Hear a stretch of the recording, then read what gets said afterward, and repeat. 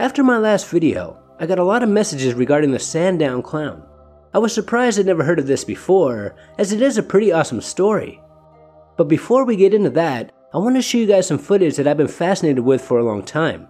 It's such an unusual paranormal video, and I can't really find much info about it.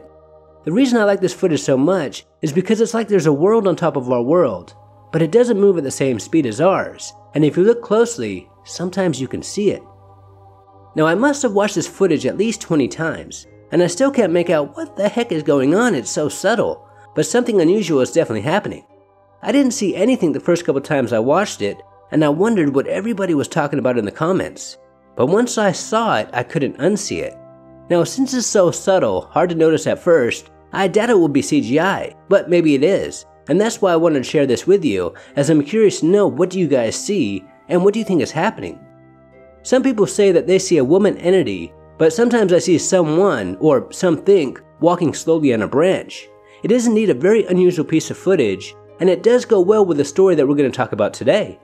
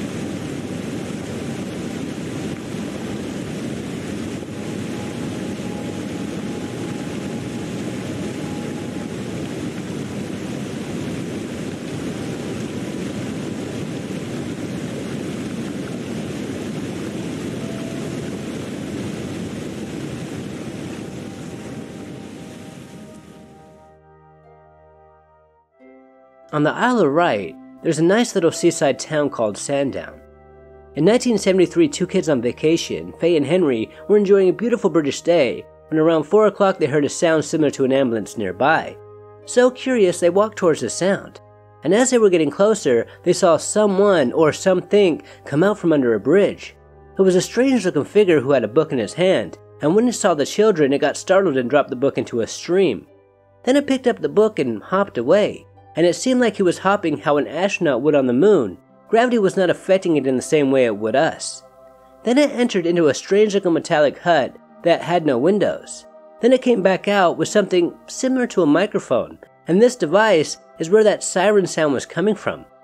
Then this entity wrote down, "Hello, I am All Colors Sam," but the words were not even in the correct order.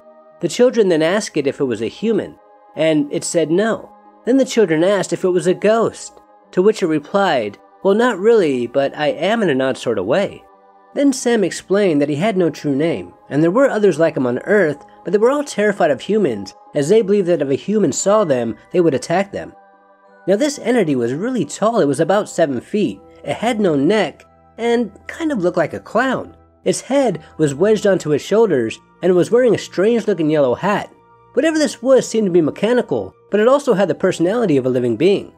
Now the kids noticed that Sam was very friendly, and he invited them into his hut. This hut had some sort of electric heater along with wooden furniture. Inside this hut was huge, something that this hut might have been a portal to another dimension. Now they talked for a while, and Sam told them that he had a secret campsite close by, but he didn't tell them where. Then Sam placed a berry into his ear. He lunged forward, and the berry reappeared in his eye socket. The kids laughed as they felt that Sam was just trying to entertain them, but this kind of freaked them out. Now after talking for a while, the kids realized that it was getting really late, so they said goodbye and ran home. And they didn't tell their dad about this until weeks later, as a groundskeeper who worked on the golf course just laughed at them, as they thought they were just making this up. Now since these kids were young, of course most people believed that they were just making this up. But this is one heck of a story. I highly doubt a kid would be able to make something like this up. The name, I am All Colors Sam. The anti-gravity, this awesome metallic hut, the description of this being. I mean, this story and this entity is awesome. I would love to meet whatever this is, and I'm sure probably most of you would too. Now when they first told their father about this, the father, just like the groundskeeper at the golf course, thought that they were making this up. But the kids kept talking about it, and in great detail. Eventually the father was convinced that his kids were telling the truth. He even went back to this location with them multiple times to try to find this entity, but sadly they never could. And as far as I know, no one else has ever came forward with a similar tale. Now there are a heck of a lot of sightings of strange entities throughout the world. So it really stood out to me when this article stated that Sam said he was like a ghost, but in an odd sort of way. What did he mean by that? Maybe that ghosts are interdimensional beings and so is he? Please let me know what you think in the comments. Until next time, this is Paranormal Junkie. Make sure to hit that subscribe button and stay tuned.